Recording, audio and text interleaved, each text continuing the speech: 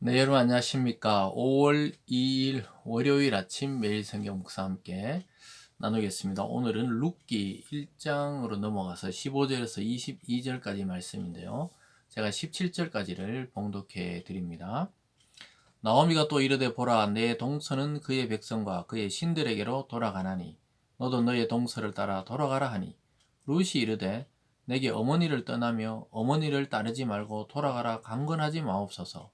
어머니께서 가시는 곳에 나도 가고 어머니께서 머무시는 곳에서 나도 머물겠나이다. 어머니의 백성이 나의 백성이 되고 어머니의 하나님이 나의 하나님이 되시리니 어머니께서 죽으시는 곳에서 나도 거기 묻힐 것이라. 만일 내가 죽는 일 외에 어머니를 떠나면 여호와께서 내게 벌을 내리시고 더 내리시기를 원하나이다 하는지라. 아멘. 오늘 본문의 내용을 중심으로 우리의 현실 하나님의 준비, 우리의 현실 하나님의 준비하심이라는 제목으로 말씀을 증거하겠습니다. 여러분, 때때로 살아가다 보면 우리의 현실은 너무 막막하고 또 뭔가 일이 잘 되고 있지만 불안하고 이런 경우들이 많이 있죠. 그런데 그러한 상황 속에서도 하나님의 예비하심이 있다는 것입니다. 왜냐하면 오늘 본문 끝절에 보면은 22절로 가보면요, 나오미가 모압 지방에서 그의 며느리 모압 여인 룻과 함께 돌아올 때 그들이 보리 추수 시작할 때 베들레헴에 이르렀다, 이렇게 되고 있습니다. 그래서 그들의 현실은 이제 어떻게 보면 쫄딱 망해서 모압에서 뭔가 잘 살아보려고 베들레헴을 떠났다가 거기서 오히려 남편도 잃고 아들도 잃고 결국 며느리, 이방 여인 며느리와 함께 돌아오게 된 나오미의 처지가 참 딱했지요. 그게 현실입니다. 아직 뭔가 개선된 건 아니에요. 그러나 성경은 그들이 홀이 추수할 때쯤 돌아왔다, 이 말은 무엇인가 하나님이 준비하신 그들이 살아갈 길이 있다는 것을 보여주고 있습니다. 이것이 하나님의 사랑, 하나님의 인애라고 이야기하는데요. 그것이 바로 이 룻기의 핵심적 단어인 헤세드, 이렇게 말하죠. 하나님의 사랑, 은혜, 인애, 이런 거죠. 그런 것을 나타내는 건데요. 하나님이 우리를 위한 헤세드, 즉 하나님의 준비하심, 하나님의 사랑, 하나님의 예비하심에 대한 징표들이 우리의 일상에 있다는 것을 기억하시기 바랍니다. 오늘 첫 번째로 룻이 결단을 내리는 것을 보게 돼요. 이제 우리가 1장 앞부분은 어제 주일이라서 살펴보지 않았지만은 그 1장 앞부분에 보면은 그 베들레헴 사람이었던 이 나오미의 가족이 기근이 드니까 모압 땅으로 가서 좀 거기서 잘 살아보려 했는데 거기서 오히려 남편도 죽고 아들이 죽고 며느리 둘만 남았는데, 시어머니 나오미가 이제 자기는 이제 베들레헴으로 돌아가야 되겠다, 이렇게 생각하고 가는데 며느리들을 안 데려가려 그래요. 돌아가라는 거예요. 아직 나이도 젊고 또 내가 지금 결혼해가 애를 낳는다 한들 너희들이 어떻게 또 결혼할 나이가 되겠느냐, 뭐 이런 식으로 설득해서 보냅니다. 그럴 때 오르바라는 며느리는 그 강권에 못 이겨서 자기 가족에게로 돌아가게 되고, 나오미는 끝까지 따라오니까 오늘 계속 강권하죠. 돌아가라, 돌아가라, 이렇게 이야기하니까 룻이 고백을 하는 겁니다. 어머니의 하나님이 나의 하나님이 되고 어머니의 백성이 나의 백성이 된다. 어머니 죽으신 곳에 나도 묻히겠다. 죽음 이외에 우리를 갈라놓지 못한다. 이렇게 맹세를 하는 모습을 보게 됩니다. 야, 이 대단한 신앙적 결단이죠. 그 망한 집안인, 또 그것도 시어머니인 그 나오미의 그 연약한 신앙 속에서도 하나님의 뜻을 발견했던 것이죠. 여러분, 이것은 굉장히 우리에게 시사하는 바가 큽니다. 저와 여러분이 완벽해서 우리를 통해 주님이 증거되는 것이 아니라는 것이죠. 우리의 부족과 우리의 실수와 우리의 어리석음을 통해서도 하나님이 때로는 증거된다는 것을 보여주고 있습니다.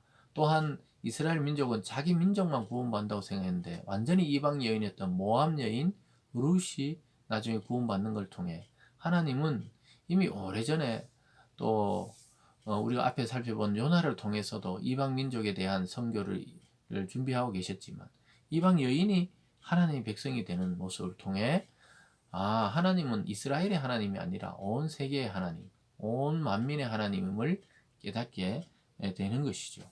어쨌든 오늘 그렇게 죽기를 각오하고 따라가는 걸 보게 돼요. 17절 끝에 보면 내가 죽는 일 외에 어머니를 떠나면 여호와께서 내게 벌을 내리시고 더 내리시기를 원한다.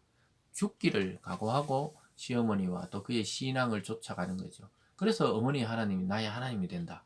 이 위대한 신앙 고백이 되고 나중에 예수님의 믿음의 조상 중에 여인의 이름으로 등장하게 되죠. 루시나 또 이런 이름들이 한 서너 명이 등장하는데 거기에 포함이 되게 됩니다.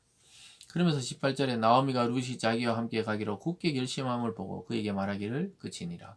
진심과 진정성과 또 뭔가 그에게서 느껴지는 믿음의 결단을 보고 말하기를 그치고 같이 가게 됩니다. 그럼 오늘 두 번째로 본 나오미가 고백하는 것을 보게 돼요. 결국 베들레헴에 돌아와서 사람들이 막 환영하면서 나오미야, 나오미란 말은 기쁨이란 말이거든요. 그래서 기쁘다 이렇게 너가 와서 막 반가워하는데 시어머니 나오미를 이렇게 고백해요. 20절에 나오미가 그들이 이르되 나를 나오미라 즉 기쁨이라 부르지 말고 나를 마라라 부르라. 마라라는 고통, 쓴맛 이런 것이죠. 이는 전능자가 나를 심히 괴롭게 하셨음이니라. 하나님이 나를 이렇게 다루었기 때문에 하나님 망하게 하셨으니까 나를 더 이상 나오미라 부르지 말고 말하라 불러라. 이것은 자기의 생각, 인간적 생각이죠. 그래서 사실 하나님은 정말 나오미에게 나중에 기쁨을 주십니다. 며느리 룻을 통해 또 보아스를 통해 하나님을 통해 기쁨을 얻게 되는 것이죠. 근데 자기는 그런 거예요. 현실이 21절에 보면 내가 풍족하게 나갔더니 여호와께서 내게 비어 돌아오게 하셨느니라. 여호와께서 나를 징벌하셨고 전능자가 나를 괴롭게 하셨거늘 너희가 어찌 나를 나오미라 부르느냐. 나는 기쁨이 아니고 슬픔이고 고통이다. 이렇게 고백하는 모습을 보게 됩니다. 참 하나님이 나를 텅 비게 해서 돌아오게 했다. 여러분 우리가 이런 경우 있죠. 예수님 믿어도 또 사회에서 또 세상에서 한번 잘 살아보려고 몸부림치다가 오히려 가진 것도 다 잃어버리고 진짜 텅 빈 마음으로 주님께 돌아왔는데 근데 하나님이 준비하신 것은 달랐죠. 아까 앞에서 읽어졌던 21절에 보면 그들이 보리 추수할 때 베들레헴에 도착했다는 거예요. 그래서 이 추수할 때 나중에 이 떨어진 이삭을 통해 나오미와 룻이 먹고 살고 결국 거기서 룻의 새로운 신랑 보아스를 만나게 되는 것이죠. 징벌과 괴로움 속에서도 하나님은 이미 하나님의 일을 자기 백성을 위해 하고 계십니다. 그래서 우리의 현실과 하나님의 준비하심은 차이가 날 수가 있어요. 그래서 우리가 나중에 지나보면 하나님이 하셨다고 고백하게 됩니다. 오늘 이 아침에 하나님의 은혜로 또 하나님이 준비하신 영적 양식을 먹고 또 하나님이 준비하신 때와 장소와 사람과 환경이 있다는 사실을 기억하시면서 실망하지 마시고 낙담하지 마시고 오늘 이 한 주를 출발하며 믿음을 가지고 룻처럼 그렇게 믿음의 결단을 가지고 살아가는 저와 여러분이 되기를 주님의 이름으로 축복합니다. 기도하겠습니다. 사랑의 하나님 아버지, 참 룻과 나오미의 현실은 나오미의 고백처럼 쓴맛이고 고통이고 괴로움이었습니다. 그러나 하나님은 그 과정을 통해 자기 백성을 완성하시고 구원하시고 또 보존하시기 위해서 추수 때를 준비해 놓고 있는 것을 보게 됩니다. 그들이 돌아와서 뭐 먹을 것도 없었는데 하나님이 그 추수 때를 예비하셔서 먹을 것이 있게 하시고 은혜를 누리게 하셨던 것처럼 하나님 오늘 이 하루도 우리가 또 출발하면서 이번 한 주도 길게 보면 우리 인생에서도 하나님이 준비한 사람과 환경과 때를 만나게 도와 주시옵소서. 오늘도 우리 성도님들의 각 가정과 삶과 사업체를 지켜주시고 그들이 하는 모든 일에 동행해 주셔서 열매 맺는 이 하루가 되게 하여 주시옵소서. 감사드리며 예수님 이름으로 기도드리옵나이다. 아멘.